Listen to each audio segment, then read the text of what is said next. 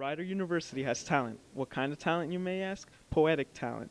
Here in the BLC, the Poetry Slam took place. So let's see what the Rider community has to say about the great performances. BLC Theater was witness to a night that started out with great music, food, and dancing. As the seats filled and the time drew closer, it was time for the On Fire Poetry Slam. I got the chance to talk with a few people in the audience, and they seemed to enjoy their night with all the great performances. They were really good. I mean, I am kind of biased as a judge, so, I really have to critique them, really harshly. But I think they were all pretty good for the most part. I really liked them. I thought they were all really professional and really high quality. The audience definitely went home with some memorable moments and some favorite poets. Favorite part was definitely just seeing everyone have the guts to go over there and pour their soul out, because I know I wouldn't be able to do it. My favorite part was Miles. He was off the chain, off the wall, off the hook. According to one of the judges, it was a night with spectacular poetry that had to be critiqued and voted on. It was very, very close for third and fourth place, if I'm not mistaken. But, everybody did great. It was a great opportunity for everyone to get out there and, like I said, to really spill their heart out. And it was based on four things. It was originality, context, stage performance, and really just the way that they upheld themselves on stage.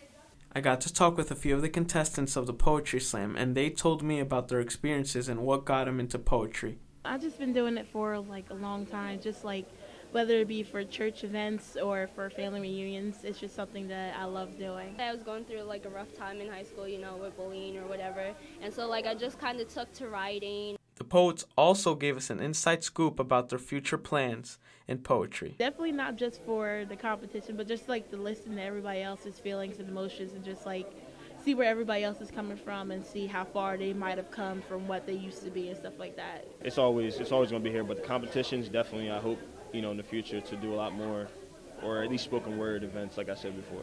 I think it's something that I am open to trying and getting into.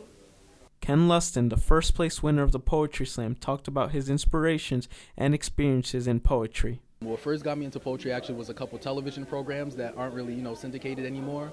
Shows like Def Poetry Jam, Brave New Voices.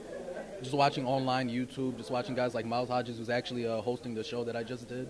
When it actually became a thing for me, I did one competition maybe at the age of 16, 17. And since then, I've just been doing competitions in New York City, here at Rider, around, New Jersey, tri-state area, and it's just, taken off from then. The editor-in-chief of On Fire, Peter DiFranzo, told us a little bit about the literary magazine and the future it holds here at Rider. On Fire provides an outlet of expression for Rider students. We give them a means to have their voices heard. As long as I'm here, On Fire will never die. As long as there's voices to be heard, as long as there's controversy, as long as there's people with talent, On Fire is going to be here.